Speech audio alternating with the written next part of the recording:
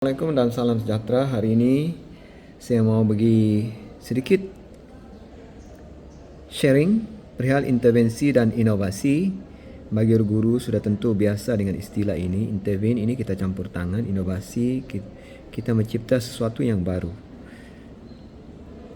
Okey. Soalan pertama, kenapa kita perlu campur tangan, intervene, buat intervensi? Saya rasa tidak ada orang saja-saja buat intervensi. Sebab minat ke apakah. Okey, walaupun ada yang buat intervensi sebab terpaksa, iaitu disuruh. Tapi kalau guru-guru yang rajin berurusan dengan masalah, antara punca kita buat intervensi ialah kita sudah rimas dengan masalah itu, tak selesai dari dulu. Jadi kita mungkin memikir sesuatu kaedah untuk mengatasi masalah itu. Mungkin masalahnya taklah besar sangat. Contoh, budak macam saya, antara yang saya kawal di kelas ialah budak yang berbaju PJK time tidak ada PJK. Oh, pantang saya betul. Memang saya denda tu ya. Dan hari ini, masa 4 bulan lepas, kelas 4 luhur tu, dalam 12-13 orang berbaju PJ setiap kali masa sains. Hari ini tinggal 1 orang. Maknanya saya punya intervensi itu berkesan. Kenapa? Sebab saya rimas masalah budak yang tidak ikut peraturan disiplin. Okey, satu lagi, kita mahu menyelesaikan masalah. Okey, kita hidup dalam zaman budak-budak bukan lagi macam dulu. Kalau budak dulu berdikari, dengar cakap cikgu, berdisiplin. Sekarang ni susah.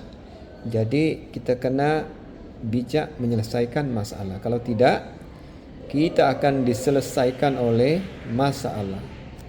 Now, next, inovasi. Inovasi ini biasa dalam kehidupan seharian. Kenapa ada telefon bimbit, kan? Kenapa ada apps? Kenapa ada teknologi komputer? Lampu dulu yang kuning tukar pergi lampu pendaflow. Lepas tu tukar sekarang ni pergi lampu LED. Mesti ada sebab kenapa orang perlu buat inovasi. Jadi samalah dengan kita guru. Kenapa kita innovate? Ubah suai kita punya PDP, ubah suai kita punya pendekatan pengajaran, ubah suai bahan pengajaran. Mesti ada sebab. Satu, sebab kita mau selesaikan masalah. Bosan sudah kita mengulang benda yang sama dan kita tahu tidak berkesan pun. Penat kita membebel tapi masalah tak selesai.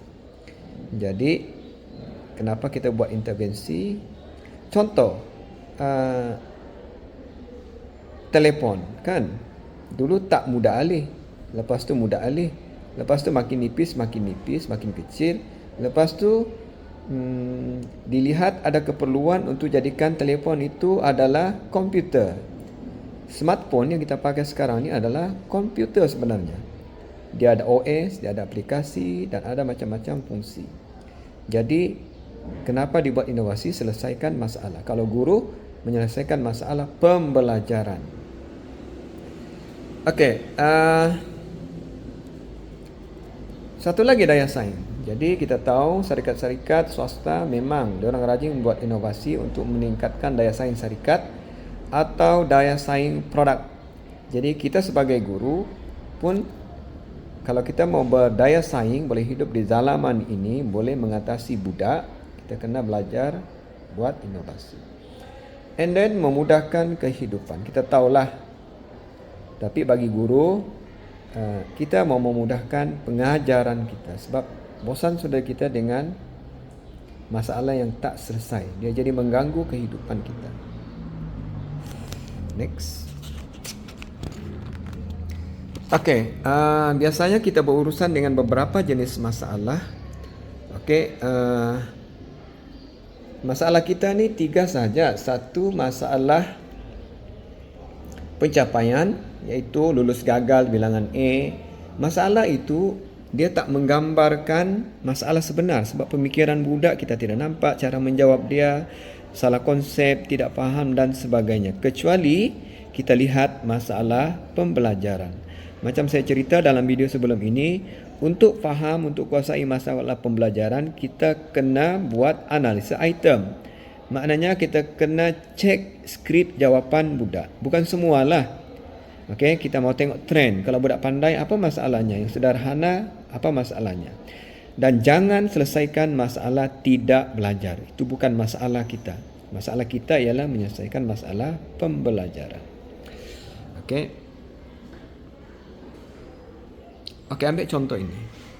Bila saya buat kajian kes pecahan, antara masalah besar yang saya nampak ialah yang pertama, saya buat diagnostik tu kan, saya sudah tahu masalahnya. Iaitu bolehkah budak menukar objek grafik yang dilorek ke bentuk pecahan. Seterusnya terbalik, menukar pecahan kepada objek. Maknanya budak akan lukis, lorekkan. Okey, menentukan nilai pecahan 1/8 tu besarkah atau kecil. And then konsep suku dan setengah. Dan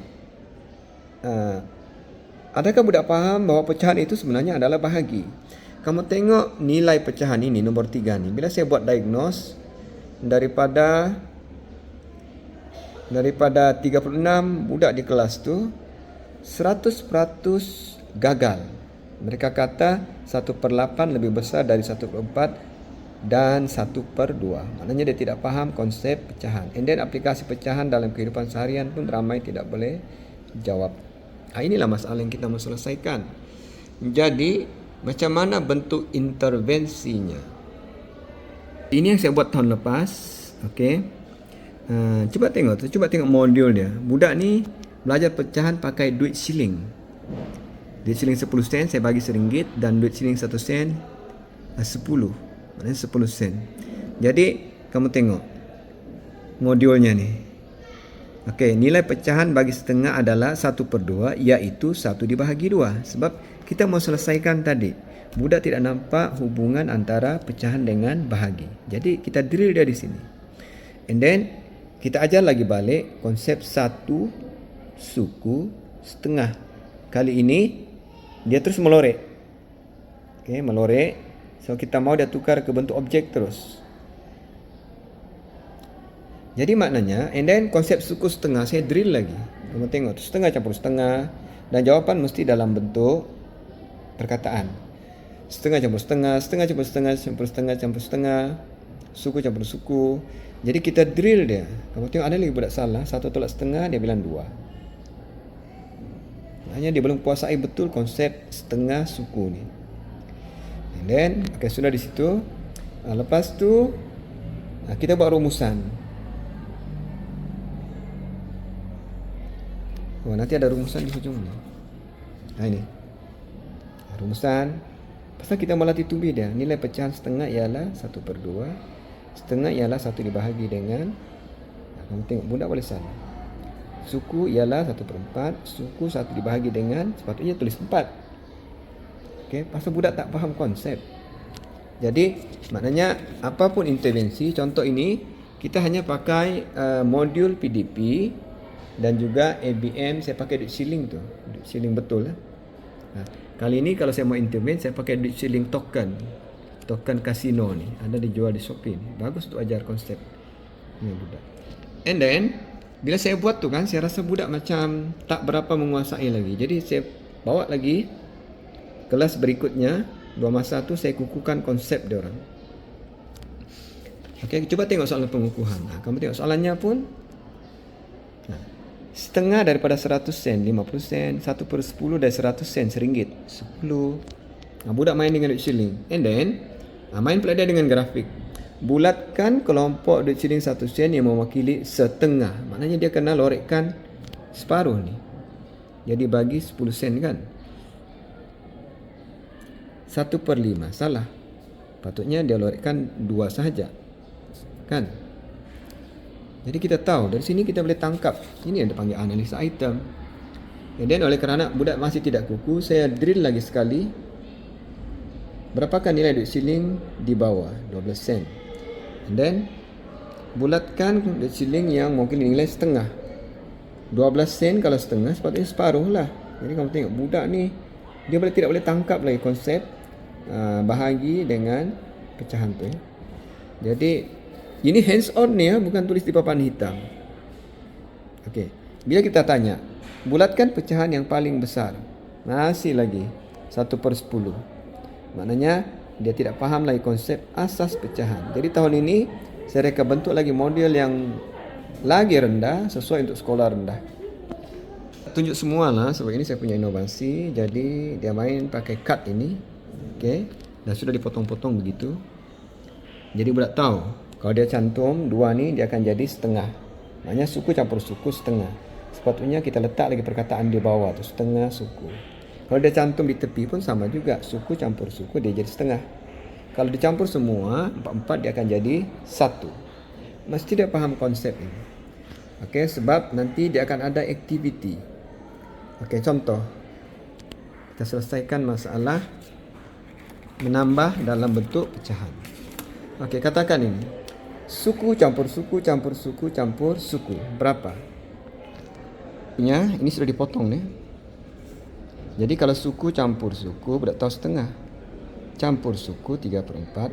Campur semua jadi balik tadi. Jadi balik ini 1. Begitulah di drill. Okey. Katakan kita ambil 1/2 campur 1/4. Jadi dia ada 1/2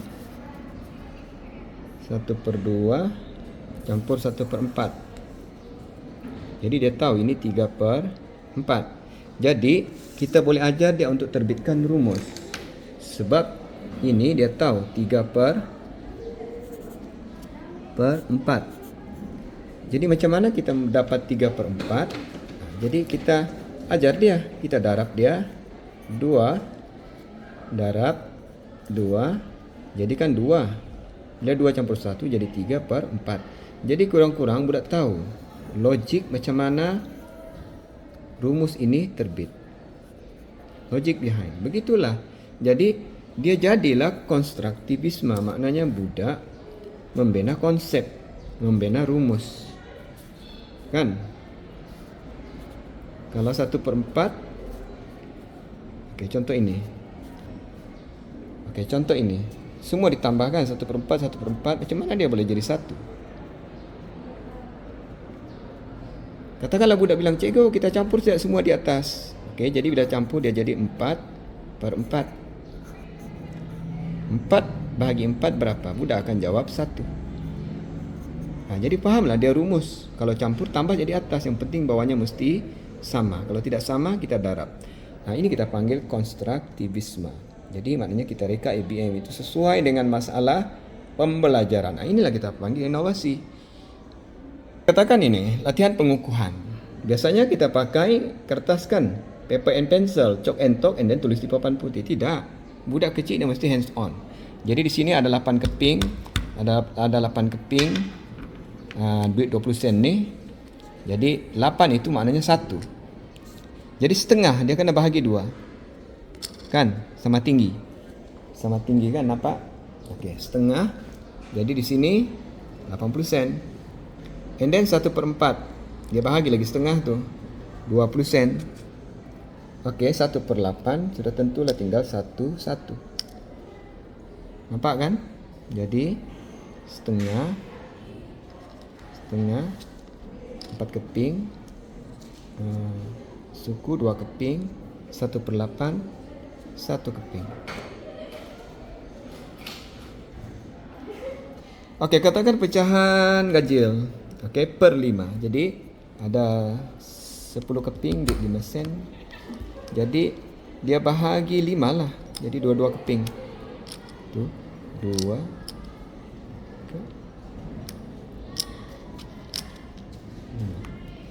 Okey, ada 5 bahagian. Jadi kalau 3 dia letaklah 3. Jadi maknanya di situ ada berapa sen tu? Kalau 2 bahagian lah.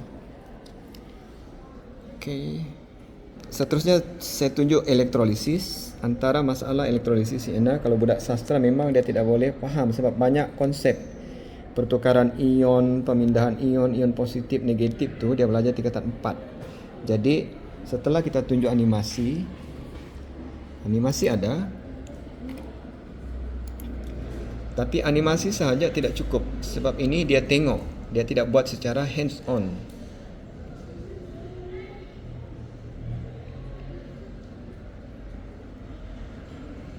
Budak buat eksperimen, tunjuk animasi pun masih tidak faham.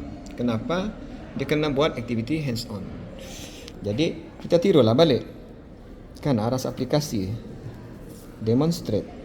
Jadi di dalam ni ada ion klorida dengan ion kuprom. Ion kuprom ni negatif. Kenapa? Sebab berlebih elektron. Kita letaklah butang. Jadi bila litar dihidupkan, switch dihidupkan, ion klorida ni akan ditarik ke anod positif. Di situ ion klorida akan membuang elektronnya. Bila buang elektron, ion klorida akan bertukar ke atom klorin. Okey, elektron akan bergerak ke katod. Di situ kuprom positif kurang elektron, menerima elektron akan bertukar kepada ion kuprom. Atom kuprom. Masukkan link ini. Keluarkan itu. Jadi akhirnya elektrod katod akan berwarna perak. Okey, cukup. Saya rasa kamu boleh dapat gambaran macam mana kita buat inovasi. Bukan saja-saja mau bertanding, tapi sebab mau senang mengajar. Sekian.